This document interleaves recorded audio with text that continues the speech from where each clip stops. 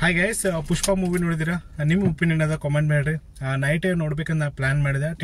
ಅಷ್ಟು ಕ್ರೌಡ್ ನೋಡಿಸಿ ನಿಜವಾಗ್ಲಿ ನಾನು ಶಾಕ್ ಆಗಿದ. ನೈಟ್ ಇನ್ನೊಂದು ಶೋ ಇತ್ತು, ನಾ ಶೋ ಕ್ಯಾನ್ಸಲ್ ಮಾಡಿದಿನ.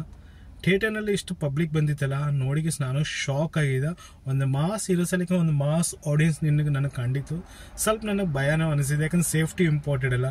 ಇದಕ್ಕಿಂತ ಪಲೆ NTR ಅವ್ರದ್ದು ಒಂದು ಮೂವಿ ಬಂದಿತ್ತು, ಆ ಕ್ರೌಡ್ನಲ್ಲಿ ಒಂದು ಪಾರ್ ತೀರ್ಕೊಂಡು ಹೋಗಿತ್ತು. ಅದೇ ದಿಮಾಕ್ನಾಗಿತ್ತು ನನಗೂ. ಯಾಕೆ ರಿಸ್ಕ್ ತಗೊಂಬ ಅಂತ ನೈಟ್ ಶೋ ಕ್ಯಾನ್ಸಲ್ ಮಾಡಿದೆ. ಆಲ್ಮೋಸ್ಟ್ 20 ಕಿಲೋಮೀಟರ್ ದೂರ ಅದ ಇನ್ನೊಂದು ಥಿಯೇಟರ್. ಇಲ್ಲಿ ನೋಡ್ಲಕ್ ಬಂದಿನ ಶೋ ಅದ. ಇಲ್ಲಿ ಸ್ವಲ್ಪ ಪಬ್ಲಿಕ್ ಕಡಿಮೆ ಅಂತ ಅದ. ಬರ್ತಾ ಬರ್ತಾ ಪುಷ್ಪ ಅಪ್ಡೇಟ್ ನಾನು ನೋಡ್ಲತ್ತಿದ್ದ.